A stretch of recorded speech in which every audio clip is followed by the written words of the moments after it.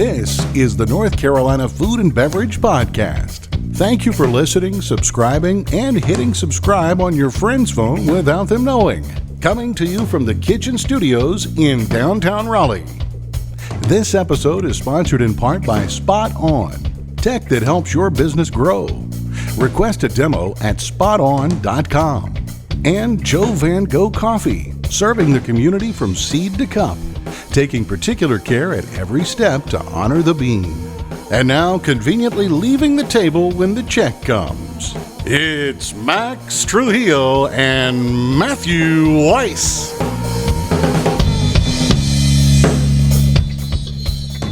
Hello, and thank you for listening to the North Carolina Food and Beverage Podcast. I am your co-host, Max Trujillo. And I am your co-host, Matthew Weiss. And today, I want to buzz in your ear a little bit, maybe sting in some knowledge to you. Oh, boy. That's right. We're talking all about bees. And here from Charlotte, North Carolina, is one Mr. Justin Orders, the owner, founder, creator of Queen's Orders Beekeeping. Welcome, Justin. Yeah, thanks for having me. And yeah, feel free to make as many bee puns as you want. That's one of the joys of being a beekeeper is you can do it as much as possible. So, Well, we'll okay, be, honey. there you go. We'll be right back. But first, a word from our sponsors. Before we get into it, just to give a reminder to everyone that listens to the show to think about us in your day and think about how other people might not know how great we are. And so you could spread the word like the way bees spread the pollen and, manufacture all this stuff by just writing a review. I'm just getting to reviews, folks. Just write us a review. Tell us how great we are. Leave all the negativity off. We don't need that. Yeah, you can call us directly for that. There's no room for that. But shoot us a review on iTunes. That's the best place to go, or wherever you listen to your podcasts. And coming up on podcasts, we do have our chef friend out there in Wilmington, Dean Neff of Seabird, who should be up soon. We also have Chef Saif Rahman of Vidrio, which will be great. And then Nick Singh, who's co-owner of the Nomad in Hillsborough and the Viceroy in Durham. And Kevin McLaughlin of Lorema Coffee in Rocky Mount. So we've got some fun shows coming up pretty soon. But now, let's get right back in the old hive. Nice. And let's talk bee talk. I've been excited for this all week. I've been telling people who listen to the show or whatever, I'm like, get ready, because we're gonna talk bees. We're gonna do all this fun stuff. And Justin, you had reached out to us to make us aware of you, and then we did some research on you, and we were like, oh yeah, this is kind of cool and pretty fascinating as to what you do. So let's start. You're coming out of Charlotte. You came up today from Charlotte to hang out and chat. How'd you get started in bees?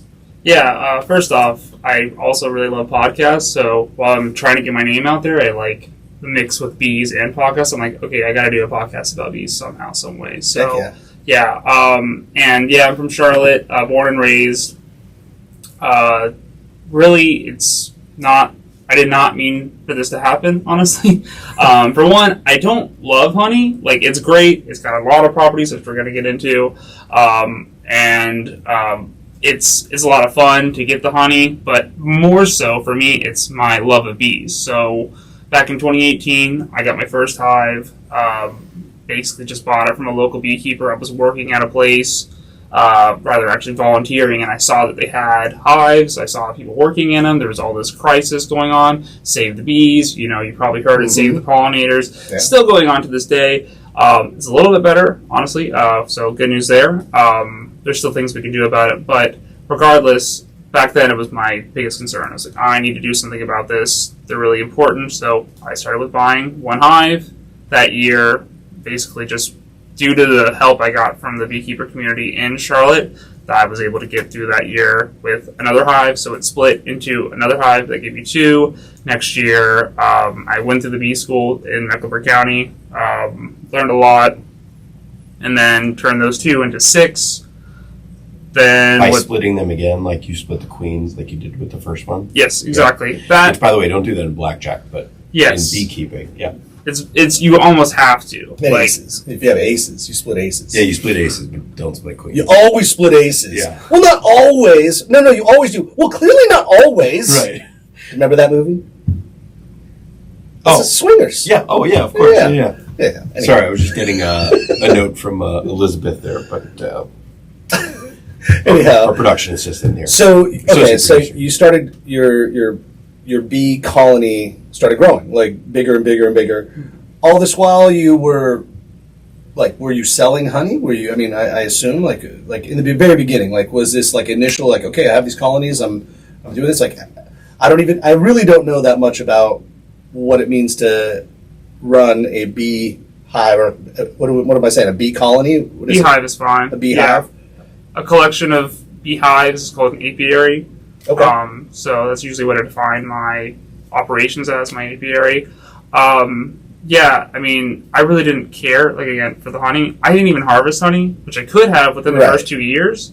It was only on my third year that I actually began to harvest it. Once I was like, oh, I guess I should do something with this. And then I maybe got, maybe 200 pounds, which seems like a lot, but for how many bees I had, it wasn't a whole lot.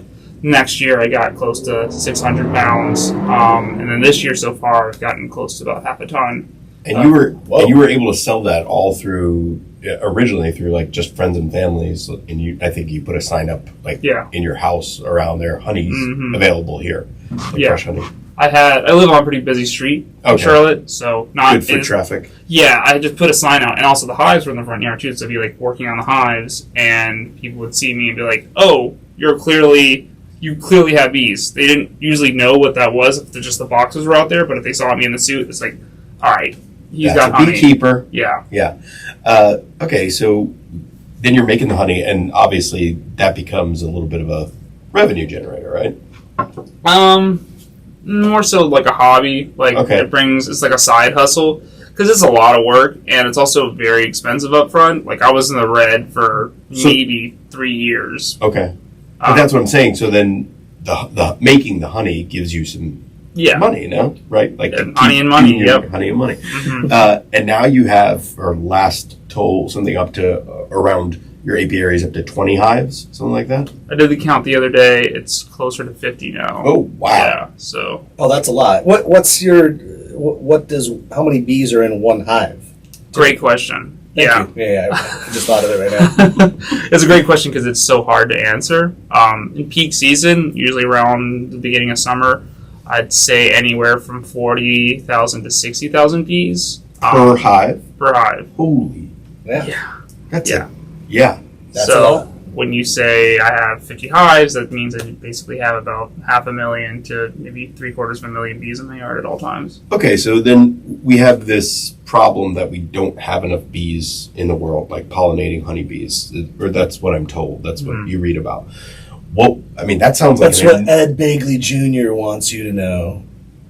Ed Begley Jr.? Yeah, he's like a big Earth guy. Right, okay.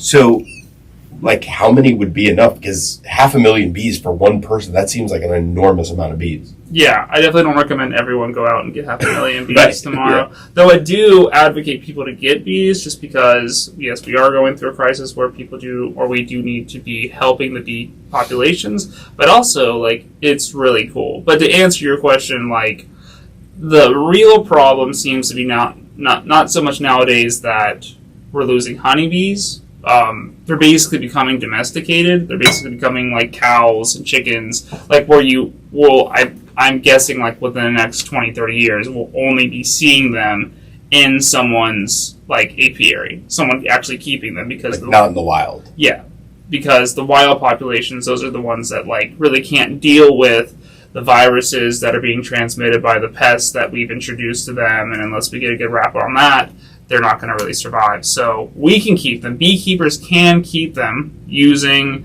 methods that limit that exposure to those things, but the ones in the wild are becoming a lot less and less. But won't that adversely affect just wildlife and just plant life in general? Because, I know bees aren't the only organisms to pollinate plant life, but they're a significant one, right? Mm-hmm. So, aside from them doing their job in the wild, what say that when you're just in the middle of Yosemite or any natural forest or so, how does that area then continue to be pollinated and thrive? Right. So that's the problem, right? Pretty much. The concern for honeybees is more so agriculture. So a third to a quarter of the food that you eat on your dinner plate is made because of honeybees, because of their pollination efforts. Mm-hmm. So you'll see a lot of in large scale agriculture. You'll see these people bringing in honeybees to pollinate the plants, especially like in almonds in California. Because don't get back started on almonds in California, please. I thought I liked bees. I listened to the peanut butter podcast. I should have known better. Yeah. Thank you for listening. Oh, you mean the almond butter podcast? Yeah. No, so these agriculture, they're bringing in bees to their specific farms. Mm-hmm.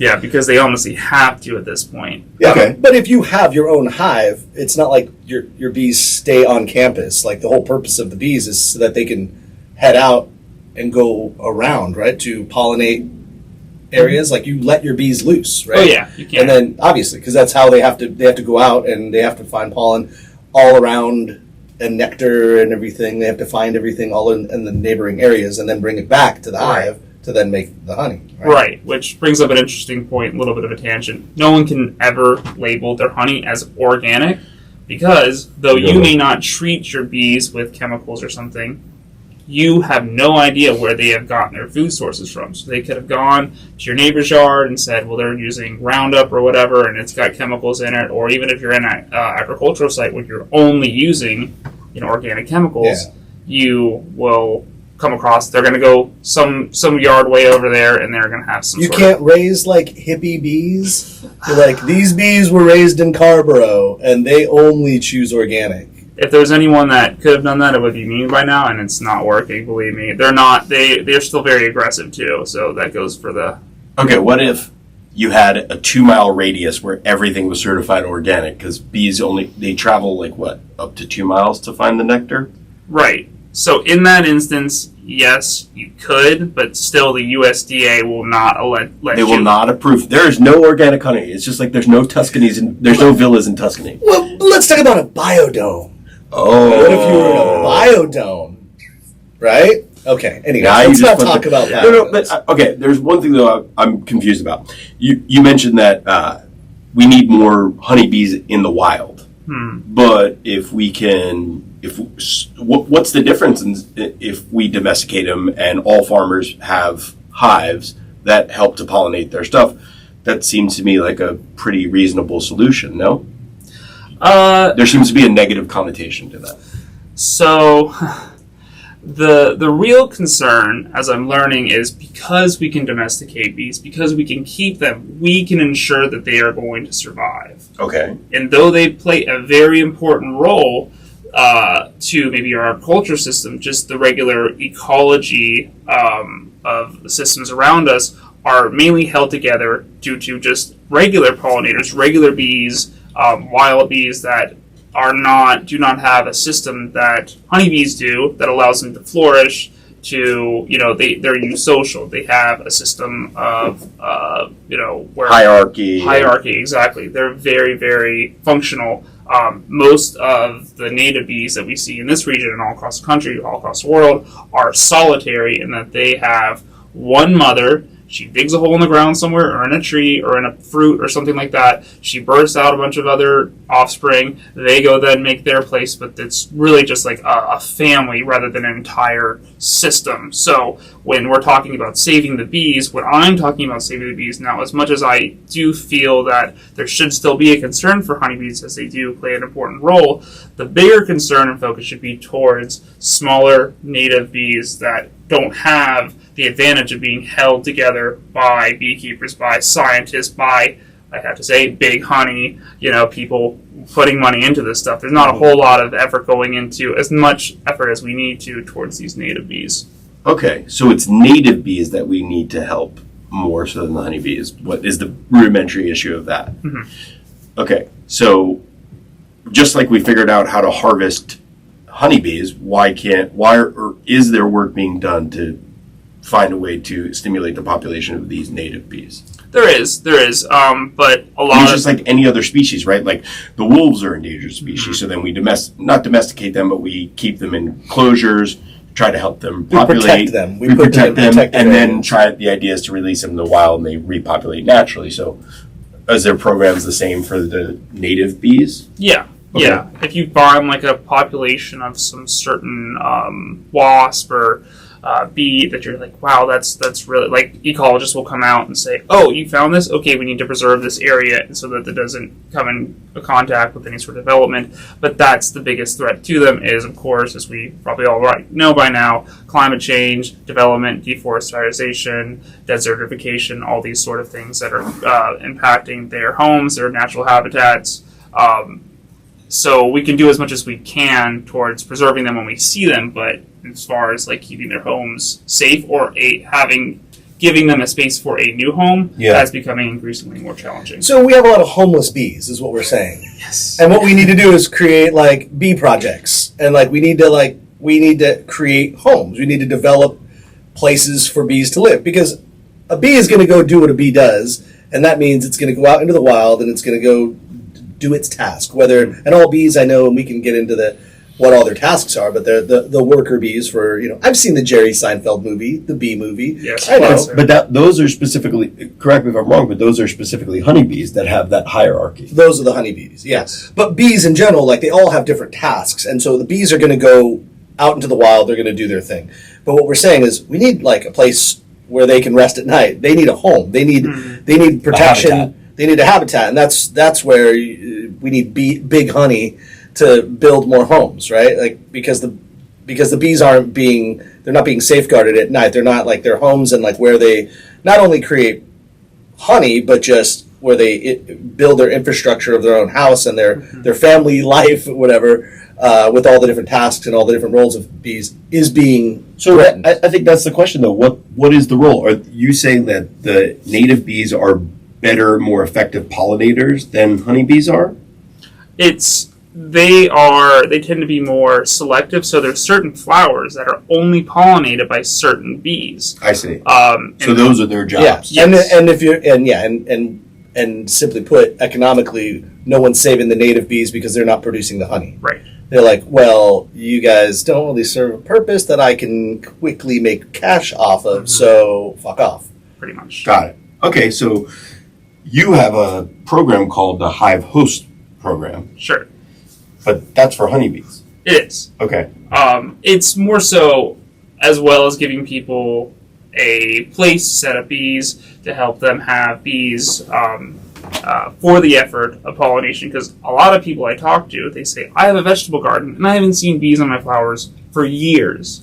And then as soon as bees move in, honeybees, they're like, wow, this is erupting. I have no idea what I'm going to do with all these vegetables. So that's a really cool advantage. You get the honey too. But more importantly, as I've learned through the experience of keeping bees, that it has just boosted my overall love and attention towards nature. Once I see the inner workings of a hive, as I will explain to you, it's just it just blows your mind away. That's what captivated me so much when I first experienced it, that made me want to have 50 some hives. It's really that cool. That's something I want you to tell. I want you to tell us a little bit about the some of the phenomenal stories of bee life and what bees are prone to do and things that you didn't realize bees actually did as a society. But before you say that, I would like to talk about something that is so delicious with honey. And I'm talking about coffee, my friends. Yes. You get a little coffee, you get a little natural sweetener with some honeybee, and you put it inside some Joe Van Gogh coffee. I mean, why not? I'm having cold brew coffee right now from Joe Van Gogh. I went with my daughters yesterday to the Durham Joe Van Gogh, and we had such an amazing experience. I had their cold brew with lemon and basil and some fresh drinks. Some fresh Pellegrino in there. So sparkling, nutty, fruity, herbally, and herbaceous. And it was fantastic. So rather than talking about a particular bag of beans today, I'm talking about going to a Joe Van Gogh coffee shop because they're amazing, they're fun. You can also get cool swag there. Elizabeth's got a cool new tea that they have. And And great stuff. So you can get all your coffee beans and a great coffee cocktail while you're there. So go to joevango.com for more information and give them a chance. Yeah, and I also say go to Triangle Wine Company, and you can get your sparkling waters or maybe something to make a coffee cocktail. Oh yeah, or a coffee and vermouth something. I'm sure you could create something with that. With yeah, brilliant bitters there cocktail too. Wine bitters, yeah. But Triangle Wine Company, they're in 3 locations now: Cary, Waverly Place, Holly Springs, and out in Southern Pines. And go online, trianglewineco.com. Don't forget to use the NCFB promo code for a nice little discount. Yeah. All right, Justin. Tell us something that you found fascinating about bee life and culture. Oh man, where to start? So they have a system, as we talked about a little bit earlier, where essentially as the bee ages, its job changes. So when it's born, its first job is basically to clean the cell that it came out of. After that, it then helps other bees, becomes a nurse bee essentially, in the nursery of the hive, where it's then feeding the larva, and then helping the bees as they emerge, and then to become nurse bees themselves. After that point, and I'm missing a few stages, there's I think 10 different stages, but these are the main ones. Yeah, all the bee nerds at home are like, I totally missed this. Others, ease back, everybody. Can I? So you go into you can see, you have something that you can see in the hive, and are you watching these live? Can you actually see this with the human eye? Oh, for sure. Yeah, he's got Nest cams on his Google phone. I wish that's the next stage. No. Yeah, right. Yeah. How do you cut in? How do you see that? How does that physically manifest? So the hive, as we're talking about, these are called Langstroth hives, and this is the most modern hive setup, the most common you'll see. Langstroth, yes. It's a beekeeper, one of the founding fathers of beekeeping, modern beekeeping from the, I believe, 19th century. He invented this hive where it's essentially separated by frames. Mm-hmm. There's a certain width between each frame that allows the bees not to build comb anywhere but onto the frame, so that when you pull the frame out, it comes out nice and neat. The queen lays eggs in it, they store honey in it, they store pollen in it, and it's, to them, a perfect home.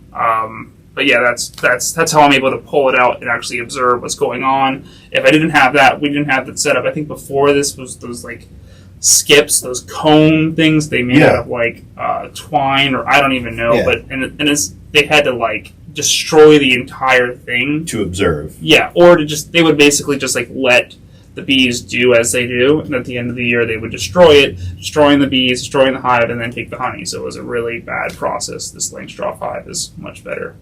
But in the process of, and I want you to get back to the life cycle of the bee, but at some point there were bees that, once they grew up out of a certain stage, they became builder bees, right? They would make the hive, out in the wild, where Winnie the Pooh's got the hive, and he's grabbing the hive and he's sticking his hand in there. But that hive itself is no longer being fabricated because of Langstroth, right? Because now you guys are building homes for the bees, that job ceases to exist in a hive. Is that fair to say? Or if you're not building the comb any longer, then what? Did the bees just go, oh yeah, we don't need to do that any longer. We're good now. Your efforts are best in this job instead. No, so the frames, as I'm putting them in there, it's like a blank canvas. It's got maybe wax on it or something that they will then build comb onto. Oh, okay. So they build the comb inside of the framing. Right. Yep. Okay. All right. Yeah, nice. They build a lot of comb. Now, if you're getting into honeybees, if anyone's out there listening to this and says, oh, I want wax, I want to keep bees, I want to get wax, do not do that. They make 1 pound of wax per 5 pounds of honey they produce. They only make wax when they have honey in season. So it's a very, very small amount. In the 4 years I've been doing this, only this year did I get a significant amount of wax, and that usually just comes from the opening the honey and the process of actually extracting the honey. Do I get this wax? So I don't get a whole lot of wax. It's very precious to them, so I often don't take any more than I need to, because it's essentially their building blocks, their cement to creating the hive. I provide the box, they build the wax. Interesting. Okay. So so you go from the baby to like then the nurse, and then after they've kind of taken care of internally, what then are the roles after that? Once they kind of become, I guess, like young adults as bees, teenage bees, teenagers, where do they go? I imagine teenage bees are the ones that sting me, or the guards essentially, and that would be the next stage after you go through this period of nursery to then you're kind of following the queen around, getting instructions, helping her, feeding her, and at that point you get your wings, you go fly, you take an orientation flight, kind of get a scene of what's around you, and then you become the guard bee, from which you spend, I think it'd be like 2 weeks, maybe a week, until your final stage is that of a forager, where you're going out, getting food, essentially working yourself to death. Yeah, bees only live about 42 days, so 7 weeks, 6-7 weeks. Okay. That's the life of a bee, is it like a month and a half? Yep. Wow. But the queens live 3 to 5 years on average. Yeah, because they're just sitting around getting fed and, living the royal life. Yeah, basically. Yeah. So, okay, and you did something pretty awesome, and I'm assuming you learned this at beekeeping school. So you physically manifested the ability to split the hive. Mm-hmm. Did you learn that at beekeeping, or you figured it out how to do it, or how did that come about? Yeah, most definitely learned that at the school. So that's a usual practice that they're doing. Okay. Yeah. And so you have to essentially, so if I read this correctly, once the queen is kind of past her prime, they will kill the queen and anoint a new queen, right? Mm-hmm. So how did you circumvent that to create the other hive? So I do that in a variety of ways. Sometimes, rarely, I have to euthanize her myself. Okay. So she may be on her last leg, literally, laying a lot less eggs, and it's at a time in the year where it's not really advantageous for them to make a new queen, or it's like, this is the last week you guys can do this, so you better do it now or you're not going to survive to the winter. But more often, I make a split. I take the old queen and a bunch of bees and then put them into a new box, from which that old box that they came from, they will basically make a new queen once that old queen has left. What I'm doing is essentially fooling them into thinking that the hive has swarmed, because we all hear about these bee swarms. All it really is when the old queen, basically what I just did, flies away with maybe a third to a half of the population of the bees in the hive to go make a new hive somewhere else. So that will happen naturally? Yes. Okay. But you just essentially like direct them towards this other box that you have. Yeah, I'm nipping it in the bud because I don't want them to go into a tree or on the side of a building or in my garage. Like, why does the queen do that? Why does the queen decide at some point, like, oh, I'm good, it's time to move on? Great question. Yeah, it's basically their way of reproducing. So if they have, as often happens, so many bees in the hive that they're like, okay, we gotta, like, this is too many, we're too cramped, someone's gotta leave. They're basically saying, wow, we were able to raise this many bees in this hive, we must have good genes, we must have something going on to where we can maybe franchise this biatch. Yeah. Okay. So, and then how do they elect or anoint a new queen? Yeah. Like, because this new queen gets fed from as soon as they come out of whatever it is that they come out of, right? Like, I hope they're not counting votes out of Florida. They get the royal jelly right away. They get the royal treatment. Is there like bloodline lineage? I mean, I don't know how you would possibly know that, but how is the new queen discovered, anointed? So she's actually created. It's a really cool process. So what they'll do is it's from a baby, right? Or from an egg. From an egg. Yeah, they're basically starting it from scratch. So they'll see an egg. They'll see maybe a couple. Maybe I've seen at most maybe like 24 eggs, where they'll then start feeding it royal jelly, and then after maybe about 17 days, from that egg will hatch out a new baby queen. Now, if there are 24 queens that will hatch out, there can only be one queen in a hive. So what will happen essentially is those queens will some will maybe fly away, and then say, I don't want to, there's too many queens in this hive, I'm getting out of here. But sometimes also they will essentially fight to the death, survival of the fittest, eliminate the ones that are too weak to survive, and then therefore they're basically the queens are electing who will be the queen of the hive. How do bees fight? Like, I thought if they sting each other, then they die, right? That's it. Yep. So it's like the last one that doesn't sting that somehow survives is the survivor. Is the queen. It's usually the one that hatches out first, because she will have the advantage of going around to the ones that haven't hatched out. They're basically in a cocoon. They may be alive, and they're just not able to get out yet, and she'll just, stab them to death with her stinger. But she doesn't die if she stabs them to death with the stinger? So only when they sting us, really, do they lose the stinger that then kills them. Okay. It doesn't happen if they just sting other insects or other bees. And then that bee who becomes the queen is always the queen until she swarms or leaves the nest. She's born a queen. Mm-hmm. Yep. Royal jelly. Royal jelly. Please explain. It's a really interesting substance. Some people do use it for health products. I think it's able to help with diabetes and stuff, but it's just milky, paste, kind of like glue. And every worker bee can actually produce it. They have a bunch of hormones that secrete all sorts of stuff, and this is one of them. They can produce this royal jelly, which once the bee has been fed this royal jelly from its very early stages, it will have different properties, mainly that of ovaries or an ovipositor, that will allow her to not only get mated but also lay eggs. Wow. So that queen bee is not essential. That's how it becomes a queen bee, is because it's fed the royal jelly. Yeah. And that kind of literally changes their biology into a completely different unit. Because obviously a queen bee looks completely different than a typical bee. And that's just how it was fed, I assume. Yep. She has, that's one of the harder things about beekeeping, is distinguishing the difference between a queen bee and a regular bee, especially when she's not mated. Once she's mated, her abdomen becomes a little bit longer. Yeah. But yeah, she only gets fed that in her early stages, and that gives her longer wings, again, ovaries, and a little bit different characteristics. And of course, she can live almost 5 years if everything goes right. Yeah, she's been fed that royal jelly. I want to make a cocktail with honey royal and jelly. Royal jelly. That'd be cool.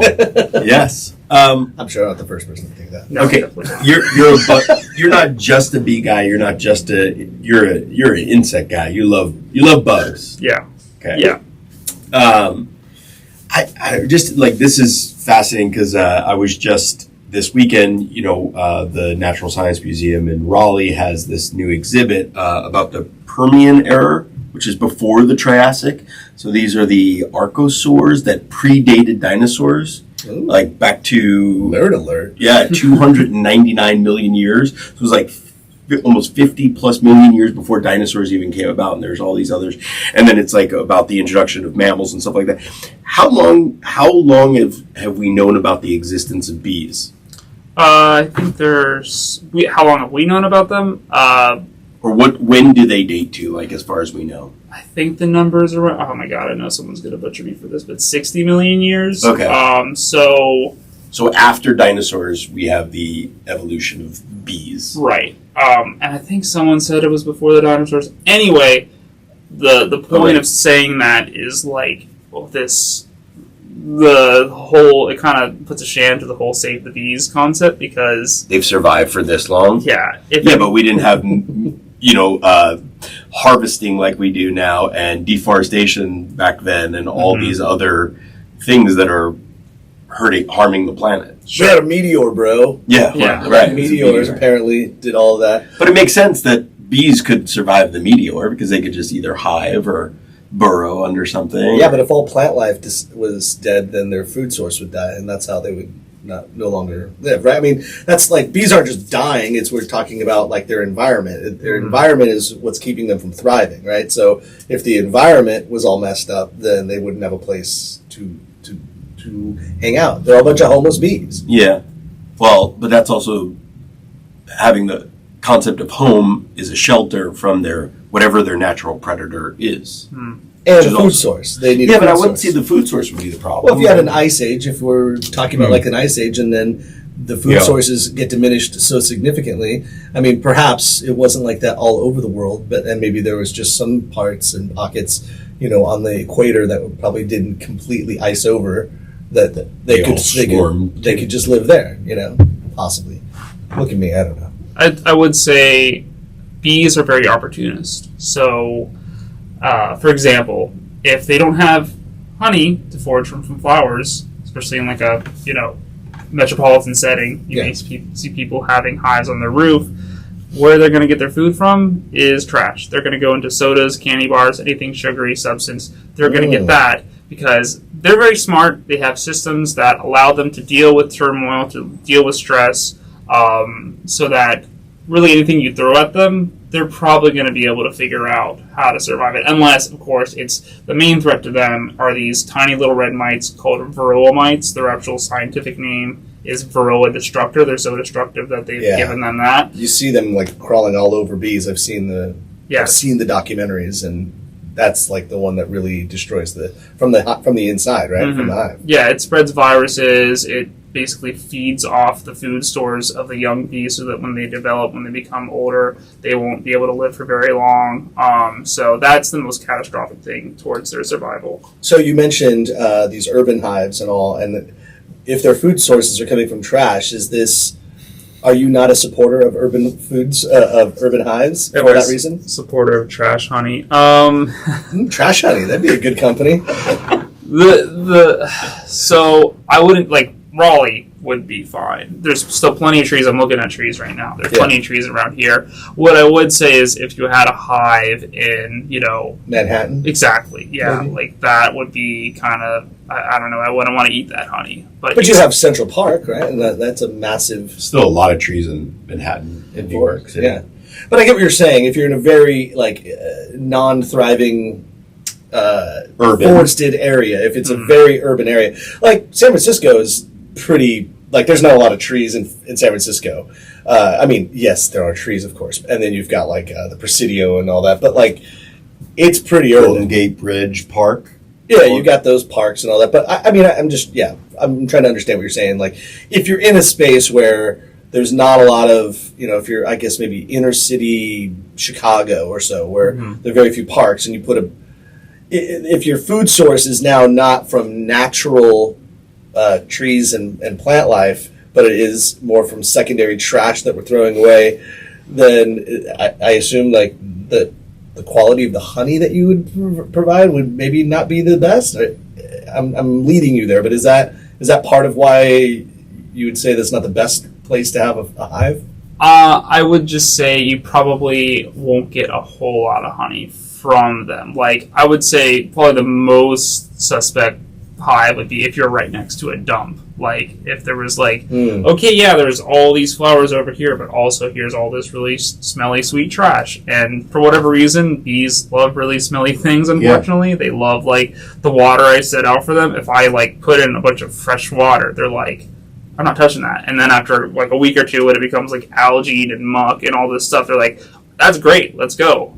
So yeah, I would say you wouldn't be getting a whole lot of honey, and at the certain time of the year where there are an abundance of flowers to bloom, sure, yeah, they would get some pretty delicious honey from those flowers. But if you were to harvest later in the year when there's what we call a dearth, when there's not a lot of flowers, I would not eat that honey. Yeah, that's probably trash honey. Okay, well, let's talk about your honey, your actual honey. You brought some in with you today, and in the process of it, what makes your honey its own style, or what is the style of your honey, and are there particular flavor notes that are consistent with your honey versus others, and if so, how and why? Well, the most interesting thing about my honey is that it is raw, and raw honey, if everyone's talking about the purposes of helping your allergies, that's what you want. If you have allergies and you're I need to take honey, don't buy store-bought stuff on the shelf. Essentially what they do is they pasteurize it and they filter out all the nutritional benefits that are supposed to be in honey. So my honey, most importantly, is raw. Not only does it have this antihistamine property, but also has antioxidants. It's better than just natural sugars if you're using any sort of sweetener. Highly recommend that. It's got a pretty floral note, as you're probably noticing. What I do is I mix my spring and summer, or rather early summer harvest together, kind of making like a malt of two different flavors, because I like the spring, but I don't get quite enough of it to make a batch of that individually, so I had to mix it with the summer. And the spring is much lighter. Yeah. They have fewer food sources to go towards in the spring. It's lighter. It's a little less viscous. I think that's right. Viscous is when it's like thicker. Mm-hmm. So yeah. Right. And it's a little bit sweeter too, whereas the early summer is darker, which darker actually means that there's more antioxidants in it than the lighter versions. And I think since there's some more things to feast on and forage on in the summer, you get a much bolder, more varying taste than when you just have like a few select sources to get the nectar from. We all just call back to last week's Ted Lasso reference about sticking our fingers in the jar and eating. Yeah, but we didn't stick it back in. We took the lid. I'm a civilized person. Took the lid, and then we all dipped our finger onto the lid and got a little taste of it. I don't know if you guys, both Elizabeth and Matt, you guys just tried this. I'm getting like fresh cornmeal maize, like if you ever just make like fresh tortillas just straight up, like that's what I'm getting. That like kind of fresh corn makes me think like, do you live near a cornfield, and like do the bees go towards corn? It almost tastes like that. So it's 90% corn syrup. Actually, I just cut it with. Yeah. I don't know. I think there's probably some growing corn around me, but am I wrong? Did anybody get that flavor, Matt? You're a sommelier. Come on. Mine was very much more, and maybe it's because you said it more like the flour. Like if you ground up, it's flour. Yeah. Yeah, like lilac, lavender almost. I don't eat corn. I mean, like corn tortillas or anything. So. You don't eat corn. No. Let's say this on microphone. You don't eat corn? I don't eat corn or corn tortillas. For what reason? I don't know. I don't like the texture. Are you an American? Like, that's half of our diet. Yeah. Corn is basically... Show me your citizenship. ...animal feed for humans. That's like the way... It's American animal feed, right? American human feed. I don't want to eat it, like, because it's in everything that I can't control, so I don't want to, like, go out and eat something that I know is, like, corn-based, because I'm already getting enough corn and everything. So. Did you know Europeans very, very rarely eat corn? That doesn't surprise me. It's not like good corn's for you. Not that big of a product in Europe. Like it exists, but it's not like ubiquitous in everything like it is in America. And Europeans tend to look at Americans that like eat, like their American diet is like a corn, like they look at it like Americans are eating like animal feed. Yeah. You know what I mean? Because we're all just eating corn. Pretty much. They like to grow wheat. They grow wheat, and they also have a much more diverse diet in general. Yeah, but also their farming is so much more subsidized in general than ours. Not to say that our farming isn't subsidized, but it is subsidized to help all the beef industry and all these big ag, as we say. Mm-hmm. So, not like the smaller family farms. Right, where we're just like, let's just have the next 400 miles just be a cornfield. Yeah. But I wonder, like, do you ever study, or do you know beekeepers abroad in Europe, and are they having the same problems and issues that you are?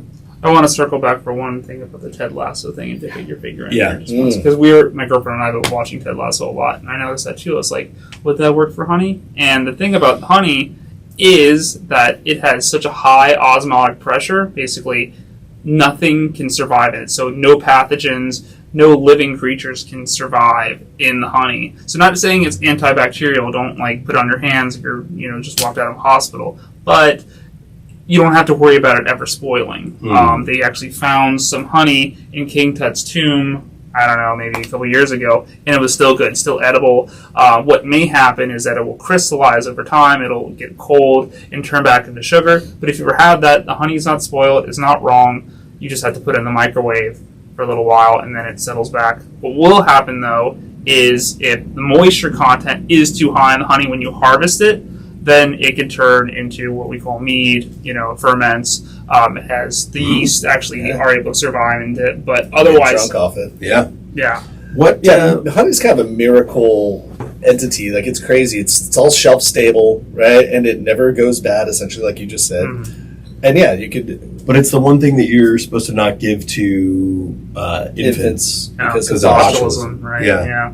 But that's more on the infant, right? Because the infant can't. Exactly. It hasn't created that immune system, that part of the system. to So digest it. it's not the honey's fault. Right. Yeah, It's so the damn Yeah, baby. infants, yeah. Yeah. Well, they learn. I mean, so, okay, what else, though? Like, so you're teaching people, which is pretty cool, about how to beekeep. But it's supposed to be like, it's pretty hard labor to actually control and upkeep a hive for the human Yeah. as well. It's Like- intense. Yeah. Yeah, if you have like 250,000 bees, what's 500,000. Is it 500,000 bees? Yeah, but whatever. You have a lot of bees. Mhm. What's your staff look like? Is it just you, or is it you and a whole team? It's me. It's Yeah. just you. Just me. And not you're only that- producing how much honey? Let's say roughly, like in. Do you know how much honey you're producing, like in a year? Let's say. So every hive produces on average 30 to 50 pounds of honey. So this year I had, to start with, I had about 30 hives. So 30 times about 30 was 900. So, and I got just about that. I haven't harvested it all this year, so I'm still estimating that I'm going to get close to half a ton. But it's looking like that. But yeah, the whole work towards doing it, it's really intense in the beginning of the year in spring, and then it starts to slow down, taper off until, winter you're not really doing a whole lot. That's when I go on vacation, and a lot of other beekeepers do. But the reason I love teaching people about bees and how to keep them is because while we're all worried about, the varroa mites and everything, a common expression that goes around to beekeepers is the biggest threat to bees is new beekeepers that don't know what they're doing. I can say that for myself too, because I barely lost, or I almost lost both my hives in the first year, just based on not knowing what I was doing, letting them swarm off, all this stuff. So knowing what you're doing, having, not just YouTube videos and classes and stuff where you're just writing stuff down and learning it, actually getting your hands in hive and understanding this looks like, this is how to deal with this. That's how you're going to be able to cross that bridge without having much failure and loss, because it's pretty expensive and sad to lose bees. So for your Hive Host program, which is somewhat, I assume, local to Charlotte area, you come and help these individuals who join the program every other week to upkeep their hive. Is that right? Are you still doing that? Yeah. Oh yeah, for sure. That's really what I'm trying to grow into. As I mentioned, I love honey, but I really love bees a lot more in the process of teaching people about bees. That's just, that's what I'm in this year for. So this is something, at the end of the day, Queen's Orders beekeeping is not just selling honey. It's you're generating revenue from this as well. I'm just trying to understand the business aspect of it. Yeah, sure. Yeah. So I have the honey. I have the hive host where I take care of other people's hives, Okay. like a gardener with their garden. I come by as needed, a lot more in the spring, and then again tapers off to where I'm not coming a whole lot in the fall and winter. I also teach people. It's basically the same thing as the hive host program, where people then shadow me and to then see, oh, this is how I take care of bees. And after a couple of weeks, maybe months, maybe an entire year, if they go to the whole seasons, they know how to take care of the bees and are not worried about loss or anything like that. And if they Right. still need me after that point, I can come over and visit their hive and take a look at what they're going on. And I catch swarms. I do presentations. Anything bee related, I'm about. I'm trying to do this thing called this. Can you put a disclaimer on this? Is intellectual property of Queen's Orders honey or something? But this You is just did. Yeah. Okay, cool. No stealing this. This is everybody. Yeah, no stealing this. It's not patented yet, but I don't think I have to fear this too much. It's called bee yoga. I'm also a yoga instructor. So you think goat yoga? Well, how about that with bees? You basically pour honey all over yourself and then go out in the bee yard, and the bees land on you, and the process. Wait, this isn't a joke. You're really doing this. I literally did this. I have not done this to a audience, but I've done this myself, and it actually was pretty cool. You pour honey on yourself. It sounds pretty hot right now. You pour honey on yourself and then go out there. You take your shirt off and you throw honey all over yourself, and then you let the bees just kind of hang out. Yeah, what's wrong with that? I mean, it seems totally fine, but what's the benefit? Like, are they like massaging you or something, or like, is it like, does it sound silly? Does it feel nice? Like, is it like soothing? What's that the benefit? Why would you do that? So the whole point of yoga. Why would you do this thing? There's a lot of reasons. No, I get why you do yoga, but Yeah. why would you do yoga with a bunch of bees all over you? So in yoga, they always teach you to, be still, be calm, sort of soothe the nervous system by breathing and movement, align with breath. So if you're covered in bees, that becomes a little bit harder because you're like, wait, what? Now I have tiny flying stinging insects around me that can make this a lot harder. If they sting me, they get caught in an elbow joint and you bend backwards. You squish them, they're going to sting you.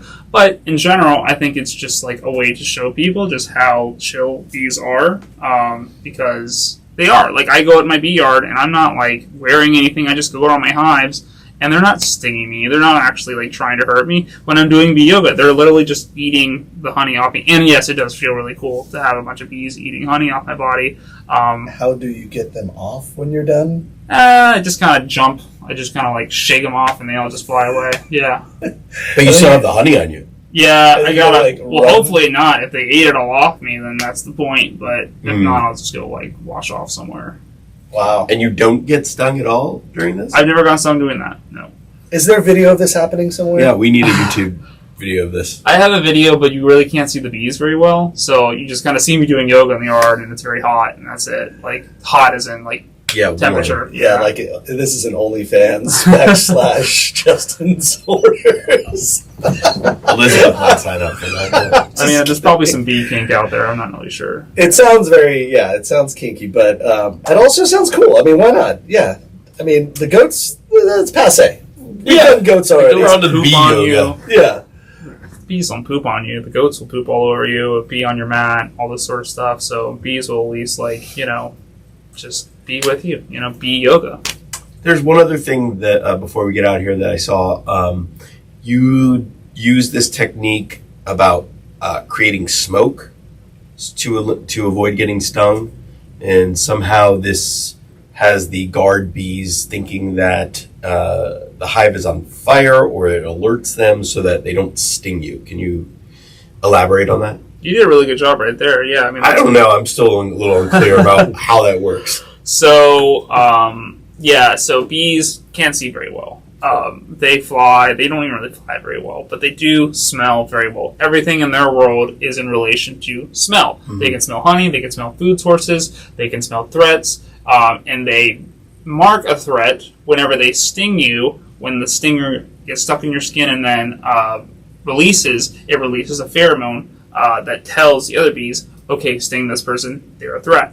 So if I take the smoke and then put that on that area, or really just around me, they are like, wait, what? We thought there was a threat here? Wait, disregard, go back to the hive.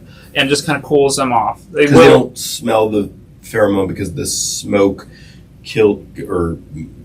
muffles the smell? Exactly, yeah. Okay. Just masks the smell. It's overpowering to the smell of the pheromone. Ooh, I'm just thinking that royal jelly cocktail needs to have mezcal in it. The smoked mezcal. Yes. Mm. But then how do but then they if there was an actual fire, they would try to flee the hive. So how do you place it so they don't flee the hive?